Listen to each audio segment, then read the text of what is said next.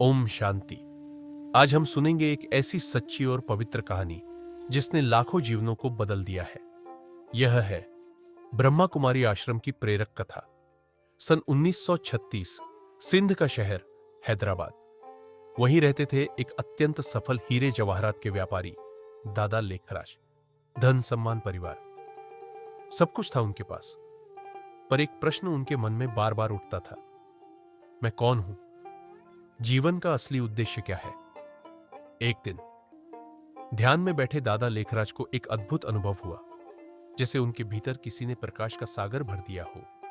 उन्होंने अनुभव किया असीम शांति, प्रेम और परमात्मा का स्नेह। वह क्षण उनके जीवन की दिशा बदल गया। उन्होंने व्यापार छोड़ दिया और जीवन का लक्ष्य बना लिया, परमात्मा की पहचान और आत्म परिवर्तन। धीरे धीरे कई लोग उनके पास आने लगे। माताएं, बहनें, बच्चे, युवक, सबको लगता था यहां कुछ दिव्य है। यही समूह आगे चलकर ओम मंडली कहलाया।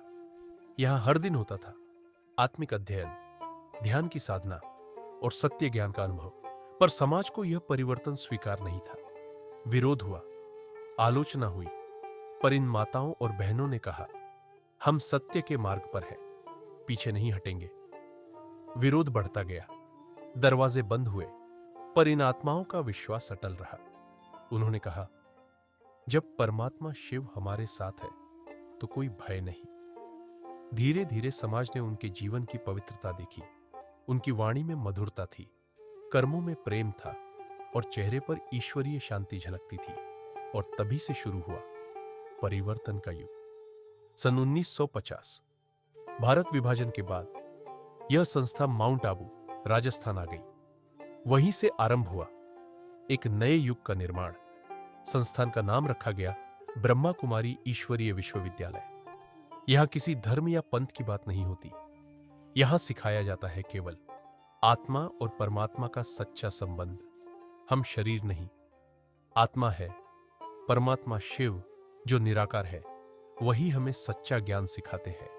उनसे योग जोड़ो, अपने मन को शांत करो और संसार को प्रेम और शक्ति से भर दो।